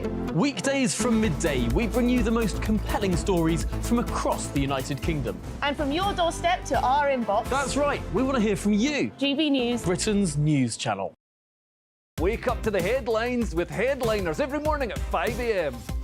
We treat you to the day's biggest stories before anyone else, 7 days a week. You can catch up on everything you need to know before you've even had your kippers. Headliners every morning at 5 a.m. only on GB News, the People's Channel, Britain's news channel. GB News, unlike other broadcasters, isn't obsessed with the London-Westminster bubble. We think there's a nation beyond the M25, and that's why we talk about the issues that matter across the land. Join me on State of the Nation, 8 to 9 o'clock, Monday to Thursday, on GB News. Daisy's listening, and you should too. In the GB Newsroom, we bring you the news as it happens. With our team of dedicated journalists across the UK, we're ready to give you accurate reporting every day. When the news breaks, we'll be there with bulletins on GB News, the People's Channel, Britain's news channel. Big news, big debates, big opinion. Patrick Christie's Tonight is the week's biggest show. Every weekday, 9 to 11 p.m, we've got the inside track on the day's top stories. There'll be sharp takes you won't get anywhere else. We will set the news agenda, not just follow it, and I want to bring you along for the ride. Whatever it is, we'll have our finger on the pulse. It's news, but it's this close to entertainment. Patrick Christie's Tonight, 9 to 11 p.m, only on GB News, the People's Channel, Britain's news channel. Your weekend starts here with Friday Night Live with me, Mark Dolan, 8 till 9 on GB News. Big stories, big guests and big laughs as we get you ready for a cracking weekend. That's Friday Night Live with Mark Dolan, Fridays 8 till 9 on GB News. Bring your own drinks, the admission's free. Tired of the usual focus-tested, pre-prepared Westminster runaround? Well, so am I. So you want higher taxes? Is your department to blame for this? Are you rethinking this policy? Every Sunday at 9:30, I'll be sitting down with those in power to get the truth about the issues affecting you. Let's be honest, we've known about the cost pressures of this project for years, not months. That's the Camilla Tominey Show, a politics show with personality. On GB News, the People's Channel, Britain's news channel. I'm Andrew Doyle. Join me at 7 o'clock every Sunday night for Free Speech Nation, the show where I tackle the week's biggest stories in politics and current affairs with the help of my two comedian panellists and a variety of special guests. Free Speech Nation, Sunday nights from 7 on GB News, the People's Channel, Britain's news channel.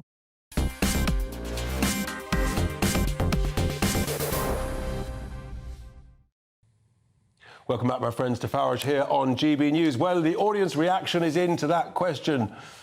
Should we, to retain open access to our constituency MPs, that's very important, but how do you balance that with the risks to their safety and security?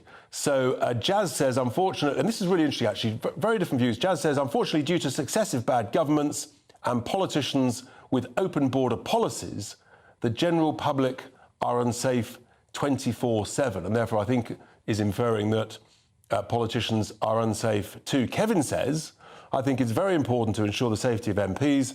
Access to the public is paramount in a democracy. Each MP needs to decide what kind of protection they need to suit them. And he says the government will have to come up with the costs. And in a sense, that's the price of having a democracy. I suspect that's a very balanced thought. It's a grim topic. It's a difficult topic. but I know that many, many MPs are really, really concerned about it.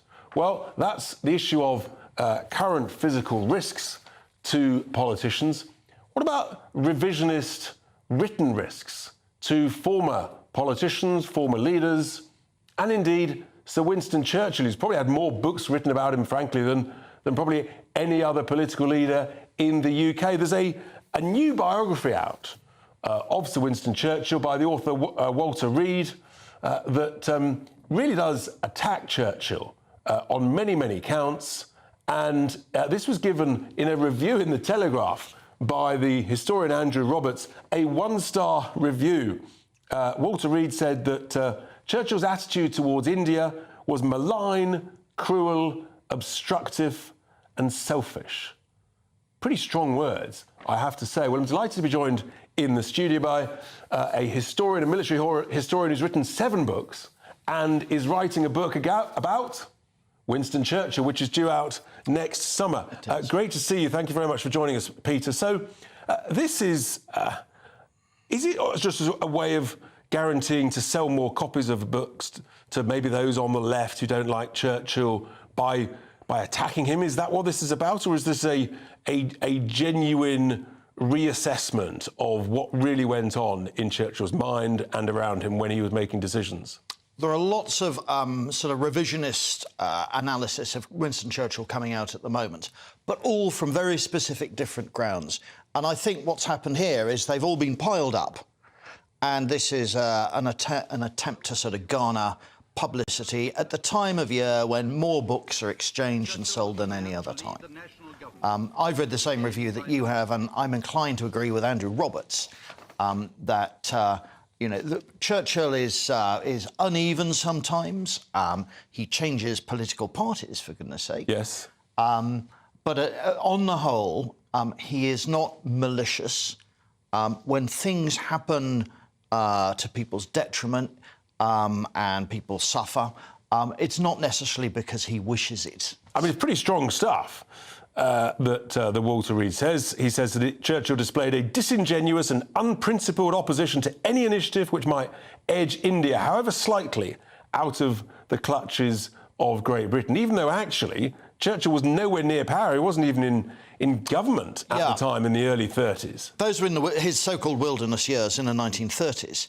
And we've got to remember that Winston Churchill is a 19th century, was born in the 19th century when the standards and the ideas were different. He's a statesman of the 20th century, and we're judging him by 21st century terms. So we have a problem now because he's born into the era of the great power game, when India is all about defending India against Russia. And he, as a young man in the very early days of his military career, went up and was defending in what is now Afghanistan and Pakistan, the Khyber Pass, against not really local tribespeople, but the possible incursion of Russians if the local tribes left. And that's how he sees it. And so to give India its independence, in his mind, he's probably thinking, gosh, we're going to surrender this to Soviet Russia. And it's quite interesting because of all the negatives, you can read out quite a long list of positives that occurred in India under British rule, which included the railways, mass education, irrigation projects, law and order. Common language. Common language, relatively efficient administrative system, and sort a of great civil democracy, service. I mean, a great democracy, universities, newspapers, telegraphic communications, an uncorrupt legal system, medical advances. I mean, the list is frankly as long as your arm. Seems to be completely forgotten by Mr. Reed. But it does sort of just seem that, so we're approaching the 150th anniversary next year of Winston Churchill's birth, that he's just looking for a way to gain attention. My view is very clear. I think he was the greatest Briton who saved this country and frankly the world from brutal dictatorship at a moment when he stood alone, almost literally alone, when even those around him were suggesting a sort of compromised surrender with Hitler. Totally. But I don't have a problem with the book appearing, and I think it's, in a way, it elevates Churchill even more. Because if we can examine these criticisms, pick them apart and say, actually, they're really not relevant or they're wrong, or they don't apply anymore, then all of a sudden that makes Churchill an even greater man, especially when he's doing this out of office. So he's not benefiting in any personal way at all. So I think this is a really important point about this issue of prescience, was actually he having incredible foresight. So he was concerned about an over-hasty rush to Indian self-government, what that would mean for the religions, with the Hindus use their numerical advantage over the princes, dominate the Muslim minority, and essentially sort of cement the caste system. So these are real concerns that actually are relevant to today, because we've seen in the last 20 years when Western leaders think you can impose a democracy just almost overnight in places like Iraq and Libya, the result has actually been disastrous. And I've served there and I've seen it for myself, and the same in the Balkans. Churchill, of course, had served in India as a young man, and he'd seen the caste system at work and the different religions, and understood that if you hurry this along, it could be a disaster, which, frankly, it was when we finally leave in 1947. And that in itself, that process in 47, ultimately was rushed. It was indeed. And sadly, millions died in that rush. I mean, it is a really significant, I think, lesson for us all that where you've got dictatorships, some form of governing rule that's not a democracy, if you try and impose a democracy too quickly, then it can end very badly indeed. And we have seen that all over the world. Yeah, but I mean, Churchill is thinking in the 1930s when, and he is, he's reluctant to let India go at a time when the mood is moving towards Indian independence. So we can't ascribe everything to Winston all the time, getting it absolutely correct. No, of course, and none of us do. None of us can. But I guess he got it right at the most critical moment in our own country's history and, frankly, the world's history. Thank you so much indeed, Peter Caddick-Adams, historian, author, and writing a book as we speak on Winston Churchill that will come out next year. Now, coming up after the break. So, the right to protest is vital in a democracy, of course. But does that give you the right to bully, to intimidate, to frighten, to shut shops, to close down businesses? All of that. And also maybe some of these protesters should pay for some of the cost of policing that. Could get pretty spicy with Toby Young. Don't go anywhere, it's GB News. Your weekend starts here with Friday Night Live with me, Mark Dolan, 8 till 9 on GB News. Big stories, big guests and big laughs as we get you ready for a cracking weekend. That's Friday Night Live with Mark Dolan. Fridays 8 till 9 on GB News. Bring your own drinks. The admission's free. Wake up to the headlines with Headliners every morning at 5 a.m. We treat you to the day's biggest stories before anyone else, 7 days a week. You can catch up on everything you need to know before you've even had your kippers. Headliners every morning at 5 a.m. only on GB News, the People's Channel, Britain's news channel. In the GB Newsroom, we bring you the news as it happens. With our team of dedicated journalists across the UK, we're ready to give you accurate reporting every day. When the news breaks, we'll be there with bulletins on GB News, the People's Channel, Britain's news channel. Big news, big debates, big opinion. Patrick Christie's Tonight is the week's biggest show. Every weekday, 9 to 11 p.m, we've got the inside track on the day's top stories. There'll be sharp takes you won't get anywhere else. We will set the news agenda, not just follow it, and I want to bring you along for the ride. Whatever it is, we'll have our finger on the pulse. It's news, but it's this close to entertainment. Patrick Christie's Tonight, 9 to 11 p.m, only on GB News, the People's Channel, Britain's news channel. Good afternoon, Britain. Good afternoon, Britain. Join us, Tom and Emily, To find out what's happening in the heart of Westminster. and why it matters to you. Weekdays from midday, we bring you the most compelling stories from across the United Kingdom. And from your doorstep to our inbox, That's right, we want to hear from you. GB News. Britain's news channel. GB News, unlike other broadcasters, isn't obsessed with the London-Westminster bubble. We think there's a nation beyond the M25, and that's why we talk about the issues that matter across the land. Join me on State of the Nation, 8 to 9 o'clock, Monday to Thursday, on GB News. Daisy's listening, and you should too. I'm Andrew Doyle. Join me at 7 o'clock every Sunday night for Free Speech Nation, the show where I tackle the week's biggest stories in politics and current affairs with the help of my two comedian panellists and a variety of special guests. Free Speech Nation, Sunday nights from 7 on GB News, the People's Channel, Britain's news channel.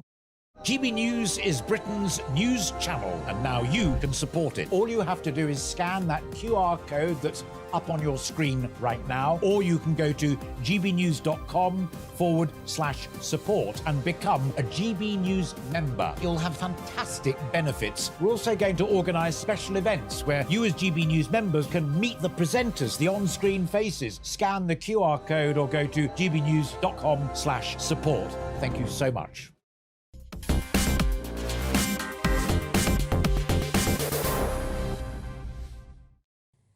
Welcome back, my friends, to Farage on GB News. Well, that was a fascinating discussion about Winston Churchill, and that's a book to look forward to, I think, by Peter Caddick-Adams in the middle of next year. I'm sure we will review that then. Now, in a democracy like ours, the right to protest is, of course, sacrosanct. It's very important. I've been on some myself. But does that actually give you the right to bully other people? Does it give you the right to intimidate? To strike fear into other people? Does it give you the right to shut down shops in shopping centres on private property, essentially depriving businesses of the right to operate? Really? Is that what it's all about? I'm not so sure, frankly. It's on private property. These businesses, they're employing staff, they're worried about protecting staff. What we saw either side of Christmas Day was pro-Palestine protesters outside shops like Zara, essentially forcing them to shut down for hours and hours. There's some pictures here, including on Oxford Street.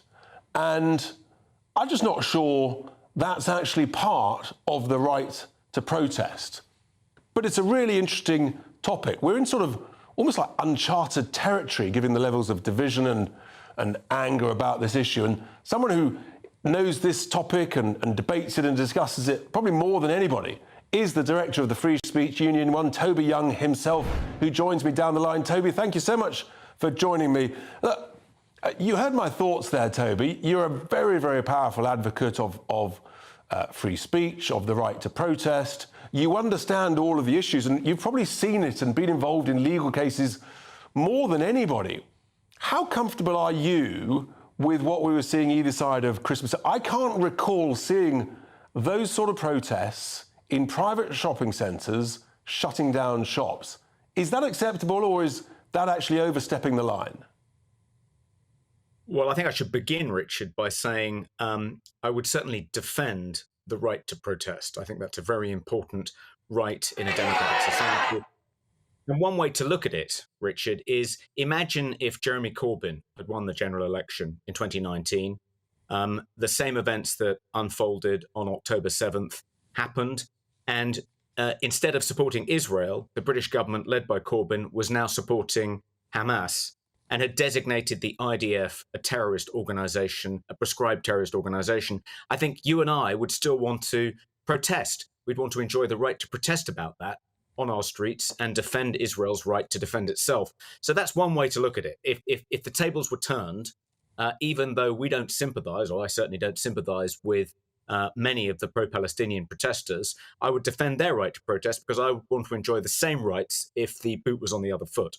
But I do, like you, have some misgivings about how far these protests have been taken and how often the pro-Palestinians have been out there protesting, disrupting traffic, particularly in the run-up to Christmas, making it hard for people to do their Christmas shopping. And this is obviously a very important time for most retailers, a lot of hospitality businesses. This is when they make up the losses they've had to suffer over the rest of the year. So I certainly sympathise with them, and I do think they have gone a little bit too far. My solution would not be to ban any more pro-Palestinian protests, any more than I would ban Extinction Rebellion or Just Stop Oil.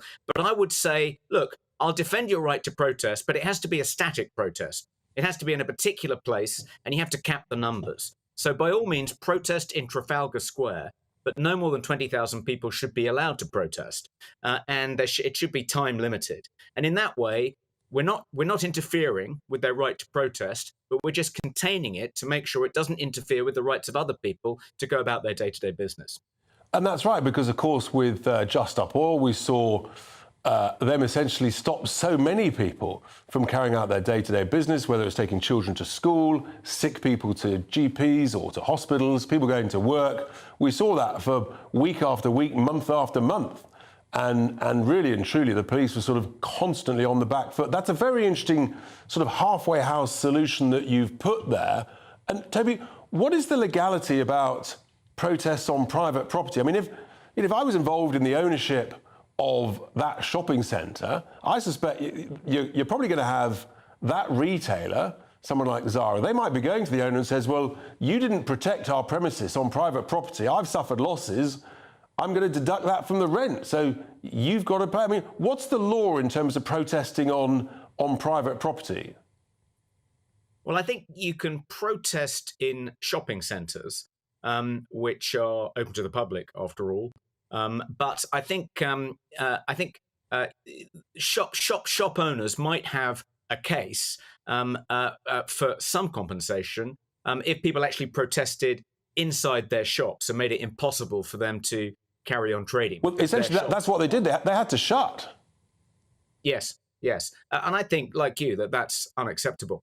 I mean, I think that if the British government tried to do what Javier Milei has announced in Argentina, whereby he said, as I think you said yourself, introducing this item, he's going to charge protesters for the costs of policing the protests they organise from now on.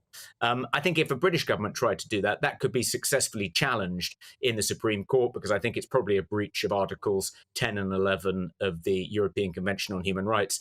But importantly, those articles in the European Convention do allow for interfering in, restricting protest if those protests are going to result in curtailing the rights of others. Well, again, and I do think that these protests certainly have done that, and they've certainly had a very intimidating, harassing effect on other minority groups, not least Britain's Jews. So absolutely. Let's just clarify. In Argentina, the new president, he's imposed some significant economic reforms, massive process of austerity that's created all sorts of protests, and he's saying basically those who go on the protests have got to pay for the cost of policing. Thinking of your halfway house solution there, Toby, maybe you end up with a solution where you say, well, you can protest for free for a month or so, but if you're going to protest weekend after weekend after weekend for 6 months, maybe it's a bit like a Netflix subscription. You get sort of 1 month trial for free, and then after that, you've got to start paying and coughing up, because why should the rest of us taxpayers keep on paying for the likes of Just Stop Oil, which I gather Just Stop Oil alone has cost 20 million quid? Yeah, I like that idea, Richard. I think that, if a group want to organise a protest which is going to be seriously disruptive to ordinary people going about their day-to-day lives, then let them do that once. Let them make their point. Let them articulate their arguments in the public square, bring to the public's attention a particular issue they think is very important and they're concerned about. But if they want to do it over and over and over again, it begins to look like not just a burden on the taxpayer and an interference in other people's rights to go about their day-to-day business, but it also looks like almost a subversion of democracy. You know, if you lose the argument at the ballot box, and we often see this after election results, particularly when the Conservatives win, you see protesters out on the streets, disrupting traffic, sometimes causing other kinds of civil unrest, which seems like a very anti-democratic response to a democratic result that they just don't happen to like. Similarly, when Just Stop Oil, Extinction Rebellion tried to disrupt the distribution of newspapers, that's an interference in the freedom of the press. Just because you don't like the way people have voted, you don't like how the democratically elected government of the United Kingdom is responding to an international crisis. You don't like what's been reported in the newspapers. That doesn't give you the right, I don't think. It feels to me you've got to have some... You've got to have some robust policing on this. If you leave a vacuum of policing on these protests, then actually things will spiral out of control. I mean, just to clarify, the Just Stop Oil protests are believed to have cost the police some £20 million in extra costs and overtime. The pro-Palestine protests so far and counting is a similar figure, another 20 million quid. I mean, very soon this adds up to serious taxpayers' cash at a time when actually government finances are under massive threat. And I think there does have to be a proper discussion, a proper debate about it, and a halfway house that, as you say, protects the right to protest, but also that doesn't give you the right to break the law, to bully, to ruin businesses and the like. That's a step too far.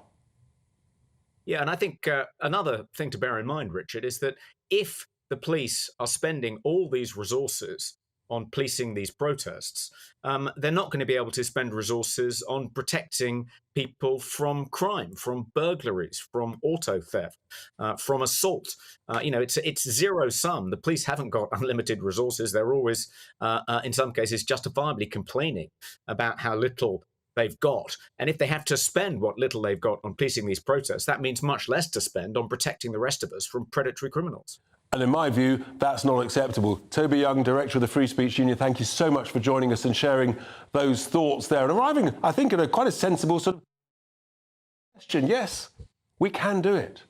Coming up after the break, we're going to change tack. We've got to talk international issues, the elections next year across the world, what's going on in Ukraine. The impact of the US elections could be absolutely seismic. All of that. Don't go anywhere. It's GB News. Join us every night on GB News at 11 p.m. for Headliners, which is 3 top comedians going through the next day's news stories, which is exactly what you need, because when the establishment has gone crazy, you need some craziness to make sense of it. Headliners. You don't have to bother reading the newspaper. We've got it covered for you. Every night at 11 p.m. and repeated every morning at 5 a.m. We won't send you to sleep like some of the other paper review shows out there. So join us 11 p.m. every night on GB News. The People's Channel, Britain's news channel. Tired of the usual focus-tested, pre-prepared Westminster runaround? Well, so am I. So you want higher taxes? Is your department to blame for this? Are you rethinking this policy? Every Sunday at 9:30, I'll be sitting down with those in power to get the truth about the issues affecting you. Let's be honest, we've known about the cost pressures of this project for years, not months. That's the Camilla Tominey Show, a politics show with personality. On GB News, the People's Channel, Britain's news channel. I think the most exciting bit for me is talking to people. People who I think are ignored often by the major news channels. We're going to give news they want to hear. There's a voice there that needs to be heard. I think there's a chance here for a diversity of opinion to be expressed, which you don't find elsewhere. It's really exciting. We don't hold back. We're free to say how decisions that are taken here affect us all around the country. Only on GB News, the People's Channel, Britain's news channel. Good afternoon, Britain. Good afternoon, Britain. Join us, Tom and Emily, To find out what's happening in the heart of Westminster. and why it matters to you. Weekdays from midday, we bring you the most compelling stories from across the United Kingdom. And from your doorstep to our inbox. That's right, we want to hear from you. GB News, Britain's news channel. Every Sunday from 11, join Michael Portillo. There'll be topical discussion, looking at the week before and the week to come. So kick back and relax at 11 a.m. on Sundays on GB News with me, Michael Portillo. GB News, the People's Channel, Britain's news channel. Your weekend starts here with Friday Night Live with me, Mark Dolan, 8 till 9 on GB News. Big stories, big guests and big laughs as we get you ready for a cracking weekend. That's Friday Night Live with Mark Dolan, Fridays 8 till 9 on GB News. Bring your own drinks, the admission's free. Big news, big debates, big opinion. Patrick Christie's Tonight is the week's biggest show. Every weekday, 9 to 11 p.m, we've got the inside track on the day's top stories. There'll be sharp takes you won't get anywhere else. We will set the news agenda, not just follow it, and I want to bring you along for the ride. Whatever it is, we'll have our finger on the pulse. It's news, but it's this close to entertainment. Patrick Christie's Tonight, 9 till 11 p.m, only on GB News, the People's Channel, Britain's news channel.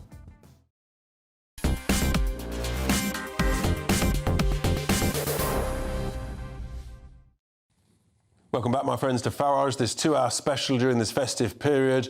And to finish the show, we're going to talk about, obviously, international issues, the impact of the regional conflict, the war in Ukraine, and what that may mean in terms of the US elections. We've got the first Republican primaries. We've got huge funding issues to do and to talk about. And also what's really going on under the covers, so to speak, within Ukraine, because the President Zelensky is coming under significant pressure and responding in a certain way. And we're delighted to be joined in the studio by Robert Amsterdam, an international lawyer who acts for the Ukrainian Orthodox Church. And tell us, Robert, great to see you. Thanks for your first time in the studio.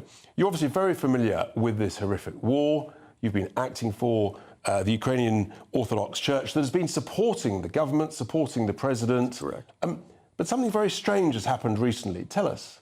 Yes, the Rada in Ukraine, their parliament, has voted recently to ban the oldest Orthodox church in the region, the 1,000-year-old Ukrainian Orthodox Church, in favor of a 4-year-old state church that they've managed to set up.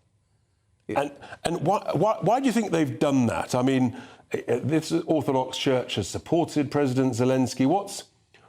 If he was sitting here today, what would he say to defend his decision? Well, the camouflage he would use is he would talk about the past connections with Moscow, the Moscow Patriarchate. But that was cut years ago. The real reason is a political reason, a crass political reason. The right wing that he needs to win the next election is heavily nationalist. And along with changing the language law, they've demanded that our church be essentially destroyed, contrary to every established rule of law. And he's coming under significant pressure politically and also militarily. They're really struggling on the counteroffensive, sort of grinding into a complete stalemate on the front line between Russia and Ukraine. And he's now been criticised very heavily by the overall head of his defence forces, General Valery Zakushny, I think I pronounced that right, and also the mayor of Kyiv, Vitaly Klitschko. So he's under real pressure for the first time, I think, since this war started. Well, he's under tremendous pressure in part because the West has not come through. And his entire campaign has been based on believing that the West would deliver the jets, deliver the armaments that they'd promised. So in a way, he's in a bit of a catch-22. And in a sense, that's restricting his ability to win on the front line. And he's obviously, you have to be authoritarian as a leader in a wartime. He's imposed martial law. In your view, is he going over the top, and is that why he's coming under the criticism from the general and the mayor? Absolutely. I think their regime right now, controlling 70% of the economy, controlling the media, trying to destroy this church, rebuilding sort of a Siloviki like we see in Russia, putting tremendous power in the hands of the executive. It's completely inconsistent with democracy. It's inconsistent with the values they're fighting for. And people on the street in Ukraine understand that. So obviously we've got the elections that we were touching earlier. I mean, 2 billion people around the world are going to the polls next year. It's like a sort of electoral Super Bowl, and including it in the US in November 2024. There's a significant likelihood that Donald Trump will be the Republican nominee, may well win the election. So where do you think this goes? Because he says that he can solve this war and end it in a matter of days. Well, I think, quite frankly, it's one of the tremendous pressures on Zelensky that he's got to come up with either a new counteroffensive when the American jets get there in a few months, or he's got to completely reconfigure his game plan in terms of potentially negotiations. And do you think that actually that pressure to to renegotiate, to negotiate some form of settlement. Do you think that is ahead of Trump potentially being elected, ahead of the US elections, or does he wait and see as to the outcome of that, if he can hang on, if Ukraine can hang on that long? You know, these are all issues that are just speculative. I think as is the election of Trump.